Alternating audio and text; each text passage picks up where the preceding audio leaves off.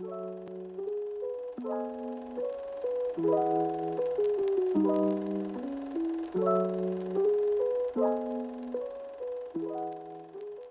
to 3 Oscars and a Razzie. I'm your host, Trevor Dunn, and today this is the first episode of 3 Oscars and a Razzie, and I'll kind of break down what the show is all about. So in it, I'll give out my 3 Oscars for things in film and television that I enjoyed, and my 1 Razzie for something that displeased me.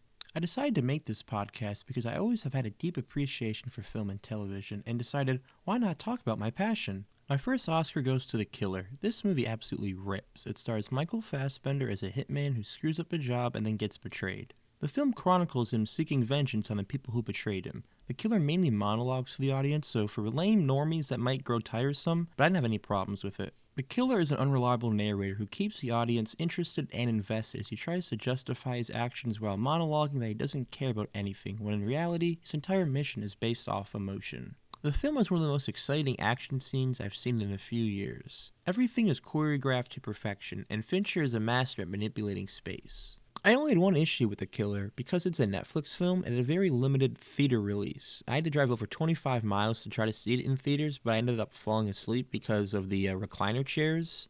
And overall, I think recliner chairs should be banned from all theaters because they do nothing but put people to sleep. And you say, oh, you're going to be more comfortable, but no, that's not true. There's a level of comfortability, and the recliner chairs exceed that level. And, they put you to sleep. They're too comfortable.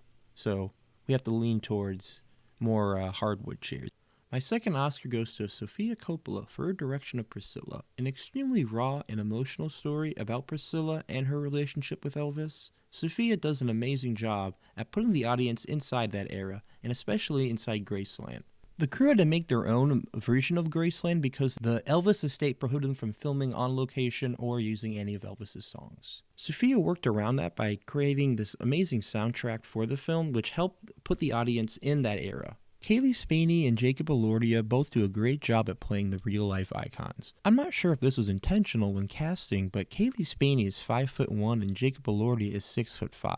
The difference in height really helps illustrate that Priscilla was so young when she met Elvis. The film does a great job at showing how isolated Priscilla felt at the time. Priscilla is like Elvis's doll that he plays with at his dollhouse in Graceland, where she puts on all the clothes that he likes and tells him how great he is, but any dissenting opinions are met with emotional and physical abuse. Sofia Coppola is a master at making intimate stories about a couple people, and this is one of her crowning achievements. My final Oscar for the week goes to The Curse, a new TV show on Showtime starring Emma Stone, Nathan Fielder, and Benny Safdie. Safdie and Fielder also helped create the show. It stars Stone and Fielder as reality TV home flippers who want to do good in their community of Espanola, New Mexico. They are filmed by Safdie, who is a douchey TV producer, trying to make their show more engaging.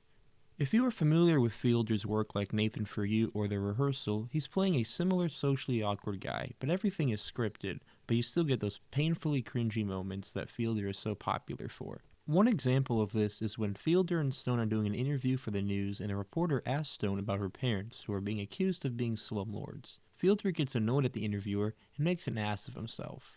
But the enticing incident for the show is even worse. When Safdie suggests that Fielder give money to a little girl selling sodas for some B-roll, Fielder only has $100, and after he gives her the money, he then snatches the cash and tries to get change and give that cash to the little girl. But the girl ends up cursing him. I wouldn't recommend this show to everyone. The show can be extremely uncomfortable, especially a scene involving some cherry tomatoes and another scene involving someone called Steven.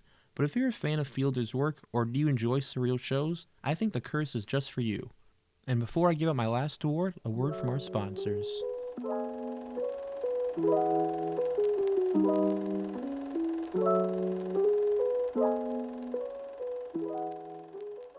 My Razzie this week doesn't go to a film or a TV show, but it goes to Warner Brothers for their treatment of the Wile E. Coyote film Coyote vs. Acme. If you're not familiar with what's going on there is supposed to be a new film starring the titular Coyote alongside John Cena. In a similar style to Who Framed Roger Rabbit, it cost over $60 million to make, and Warner Brothers now is planning on never releasing it to the public and locking it away in its vault. This is just like what happened to the Batgirl film over a year ago. The purpose of this is so it basically counts off as a tax write-off for the studio, so they can save some money. It's like saying, oh, thanks for building this beautiful house, but we're just going to torch it and collect the insurance money. It's a disgusting practice, but hopefully there'll be a happy ending to this story. Social media was set ablaze as people voiced their outrage over this practice, and Coyote vs. Acme could potentially be on Amazon Prime or Netflix, as Warner Brothers will allow them to change distributors. But thinking about this from the Warner Brothers perspective, it's extremely embarrassing to have one of your central characters from Looney Tunes, one of the brands that Warner Brothers is most associated with, to be distributed elsewhere.